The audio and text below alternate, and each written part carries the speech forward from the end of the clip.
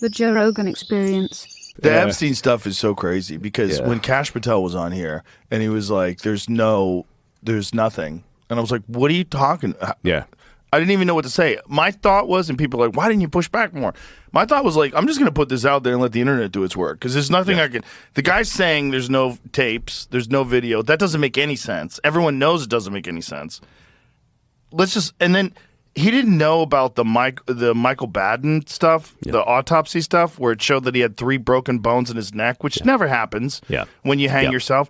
Even when you like leap from somewhere with a rope around your neck and it snaps your neck, you never have 3 and he's broken in a prison bones. cell. He's not launching himself off the first floor balcony. The whole thing was nuts. And then he's like, well, we have a film. We're going to release that film. And the film has a fucking minute missing from it. Yeah.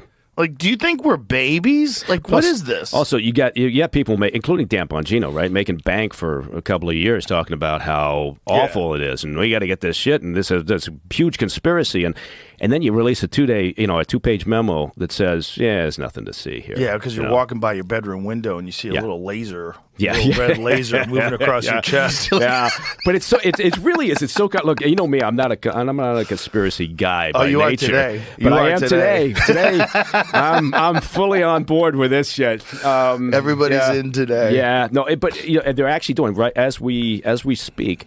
And I find this fascinating. Is that the Assistant Attorney General, Todd Blanche, is down in Florida for an interview with Ghislaine Maxwell. Right? And she's serving 20 years in a Florida prison for sex trafficking. Right? To who, though? What's that? To who? Well, he's down there to interview her. But I'm saying she's sex trafficked to who? She was a co-conspirator of Epstein's, right? But don't you have to have a person who you're sex trafficking to? Exactly. And they talked about the victims somewhat during her trial. It was it was a very difficult trial in the sense of, they're trying to protect certain victims and others were coming forward. But, my surprise was nobody from DOJ has ever, according to her legal team, nobody has ever interviewed her from DOJ, right? So, Department of Justice. So this is the first time the Department of Justice, you're telling me, and meanwhile, up on Capitol Hill, you got Democrats like Adam Schiff and others going, we have got to release these fucking files. They had 4 years under the previous administration, right? Yeah. Look, everybody's fucked in this situation, but they had all that time to do whatever they wanted to do. And nobody, up until this point, apparently, has talked to her. Now, some folks on the legal side are saying, well, look, if she had anything interesting to say, she would have said it during the course of her trial, right, to save herself or to cut a deal. No. But now I don't think so. They'll kill her. Yeah, well. The smartest thing for her to do is to keep her fucking mouth shut, which is what she did. Right. They put her in a cushy prison where she could do yoga. Yeah, yoga in prison. That doesn't sound good. Here's one of my favorite ones. I'm gonna send you this, Jamie, because somebody tweeted this, and it's just so perfect. And it just shows you how crazy this whole thing has been, like, from the very beginning.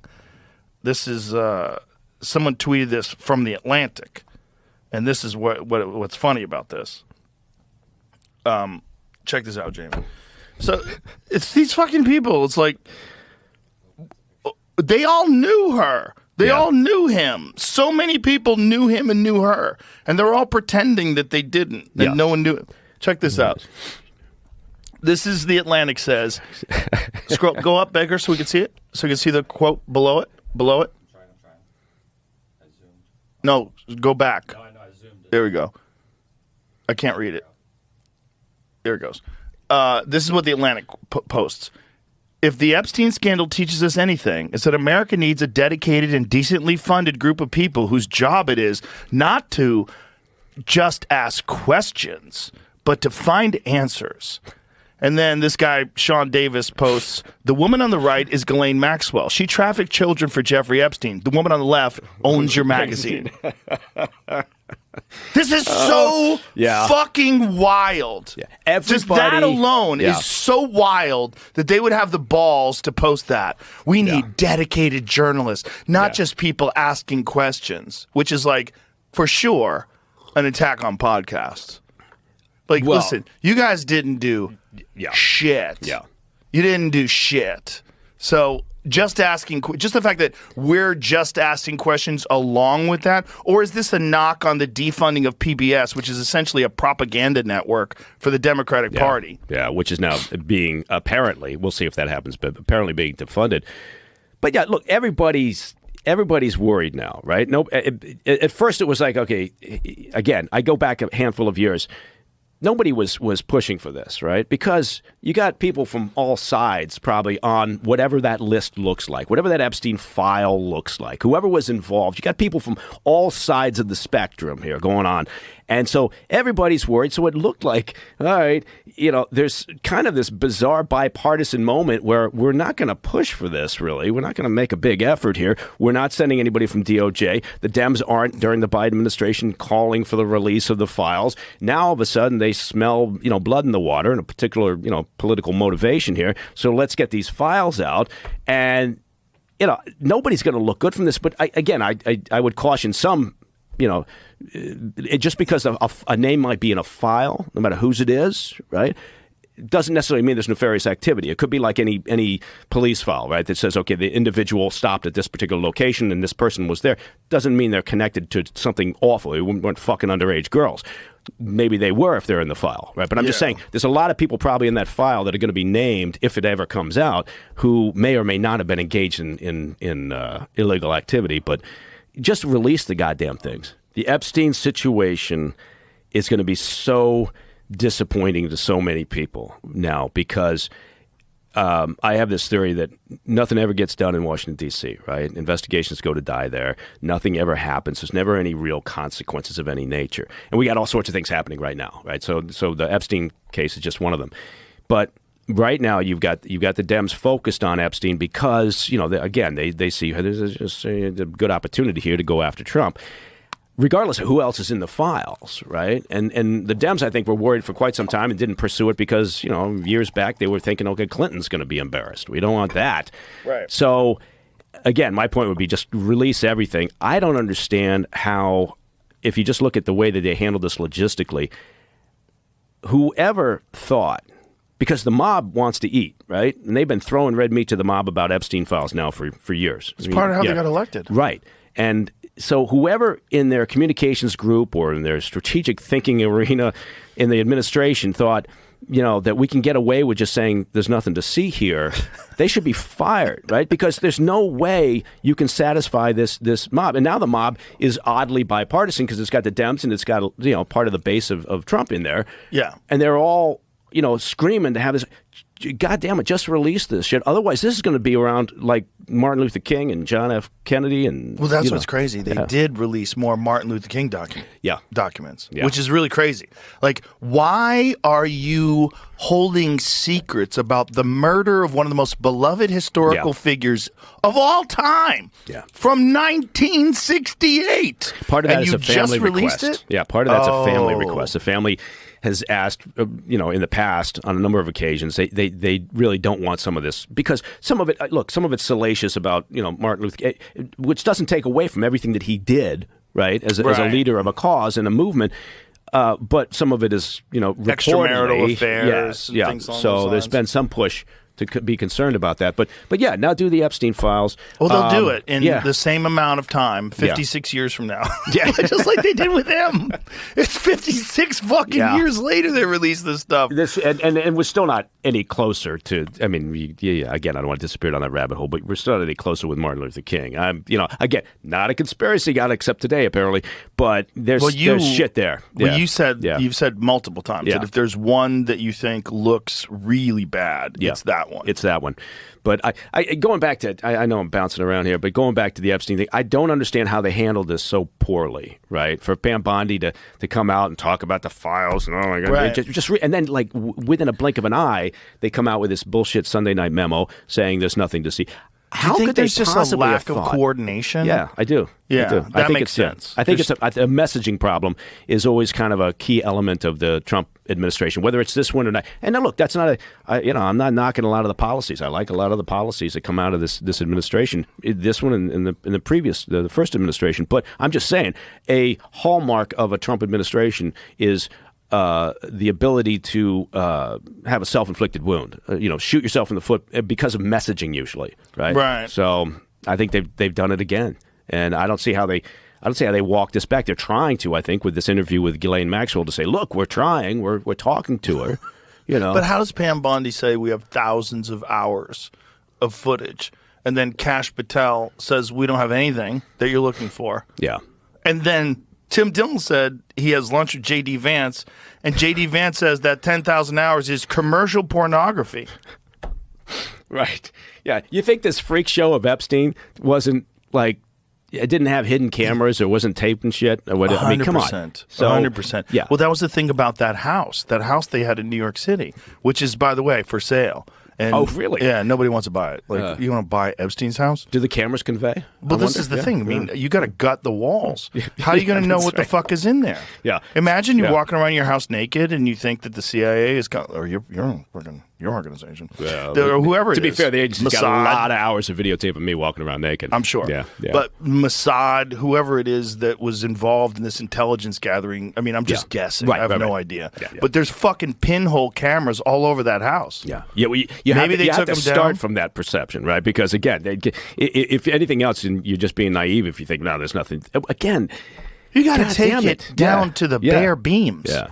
What do you think that was all about? Who do you think was involved in that? Do you think it was the Mossad? Do you think it was some rogue intelligence agency in America? Was it a coordinated effort?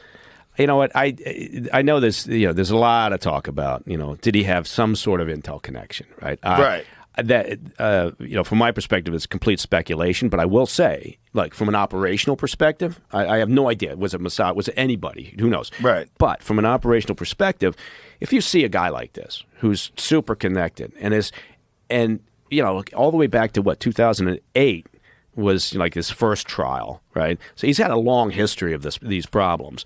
But if you know that he's kind of engaged in a variety of things.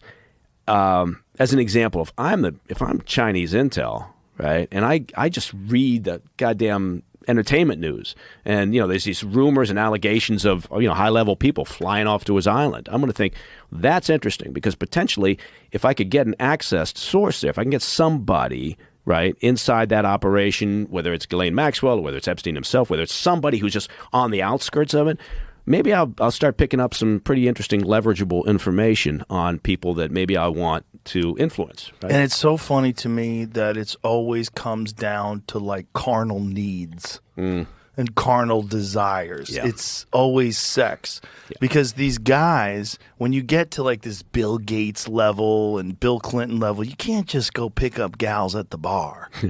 Yeah, you know it's what a little I mean? tough. Yeah. So if you're a super famous super freak. And, you like chasing skirts, but, you can't do it. Like, what do you do? Well, you do what he did, right? Which is you get, somebody to procure for you, which apparently was primarily Maxwell's job. Yeah. And she's out there and she was described, usually as his girlfriend, but she was clearly operating as his pimp or whatever the female version of a pimp is. Curator. Curator. Yeah, it's a curator. Yeah. And so he's, she's out there doing that. But look, again, I can't speak to, the rumors about him working for one intel agency or another, but I will say, if I'm working for an intel agency and I see something like that, I might find that of interest, right? Oh, for and then sure. I would definitely go after somebody to see what's going on. Just if for no other reason than again, maybe it's a opportunity there. It's the easiest connect the dots puzzle of all time. Yeah, you got rich, powerful people and hot chicks and probably drugs. Yeah. And cameras. Yeah, and I tell you, the Russians love nothing better than the truth. The reality is in terms of recruiting an asset by using blackmail is tough, right? You gotta that window starts closing immediately, right? In terms of their operational usefulness, right? Because there's a lot of issues there, right? You're blackmailing somebody for their cooperation. At some point, that's going to go south on you, right? It's not like you've recruited somebody for ideological reasons, right? Or even something as straightforward as like they need the money because their kid's sick or whatever it may be. So blackmail's like, but having said that, look, the Russians in particular love that, right? And Chinese intel, they'll do whatever works from their perspective. the agency, again, people are going to say that's bullshit.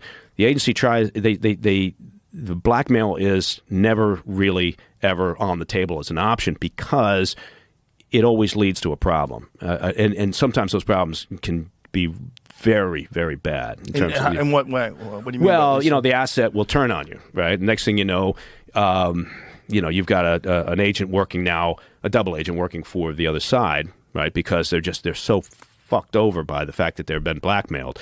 And at some point, they lose their shit, they decide to roll for the other side. But aren't you constantly monitoring them and looking at their phone? There's only so much. No, not really. There's only so much you can do, right? In terms of maintaining, particularly with a hard target, particularly with an asset who's in a difficult or challenging environment, Chris, and you've got limited access to them, whatever it may be. So you're really relying on clandestine communications. You don't have a lot of face-to-face meetings. And at some point, you never know when things are heading south, right? And then the next thing you know, that's the operational reason for trying to avoid blackmail, right? Has it ever been done? Well, sure, yeah. I mean, I'm not saying it hasn't been done, of course, but some services go to it much quicker than others do. Yeah. And which services? And well, again, the Russians are primary users of something like that. They've got a shotgun approach. Yeah, Israelis have been known to do that in the honeypot operations that they'll do and other things. But the Russians throw a lot of shit at the wall and see what sticks. Right? It's very much a shotgun approach. Right? And honestly, sometimes that can work. Right? Wasn't that kind of, if you thought about this island, if you're bringing award-winning scientists, like famous people, politicians, world leaders, all to one place, you're basically throwing as much shit against the wall as you can. Yeah. And then you have all this stuff on all these different people, and they know it. And so then you just kind of wasn't there some CEO that had to step down because he wound up giving Epstein, it was found out that he gave Epstein $150 million that they couldn't explain why? Well, okay. Wasn't that the case, Jamie?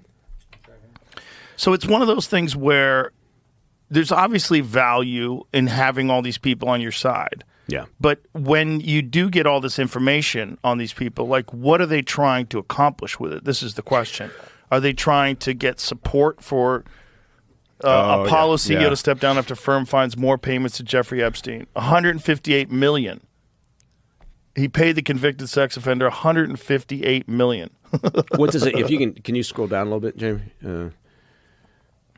Yeah.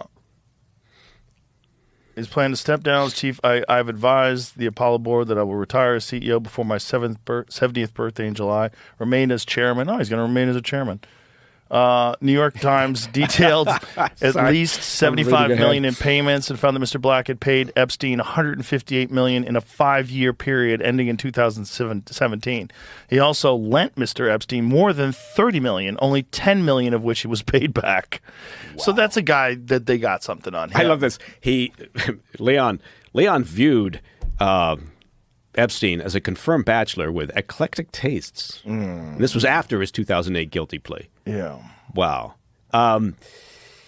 Mr. Epstein's advice was worth perhaps $2 billion in tax savings to Mr. Black, according to the report. Right. What the But this fuck? this is what Weinstein said. Eric said that there's this guy is not. He's not good. He doesn't know what he's talking about. He wasn't a good financial advisor. Yeah, I mean, I think part of it is you can say, okay, why was he collecting people around him? Why was he doing? I mean, was he keeping a file? Right, you still have to figure out what that file looks like. Part of it could have been initially self-preservation. Right, I mean, he's engaged in all sorts of activity. He gets a few people into it, then suddenly, he doesn't look so bad, right? And he's kind of protecting himself because now I'm surrounded by people who also have to keep that secret. Right, so, but then the question becomes, is at what point is he or somebody in his little tight circle there? Are they approached, right, by anybody who's interested in some of these folks? But we don't know because we don't know who the fuck's in these files, right? So, or if the files even exist. If the files even exist, and apparently, there's nothing in there according to Pam Bondi and Cash Patel. The whole thing's nuts. Yeah, and then have Bongino and Cash Patel saying he definitely killed himself. What? Yeah. What? Okay, this just the level of convenience. It's so convenient that the guards were asleep, so convenient that the cameras didn't work, so convenient that years later you have a recording of the outside of the cell, but a minute is missing from it. 3 minutes. Yeah. 3 minutes? Yeah, they found out it was like almost 3 minutes was missing. 2 minutes, like 53 It's like seconds. the missing Watergate tape. Oh, I thought Remember? it was just It 1 minute. did. It started off as a minute, and then Yeah. people kept looking in the metadata, and like, okay, it was saved this many times, and it Oh was my actually up to God. 3 minutes missing. God. Okay. That's plenty of time to kill somebody. 3 minutes is more than enough time. You Oh, go- 3 minutes. You could get a whole bunch of people killed by then.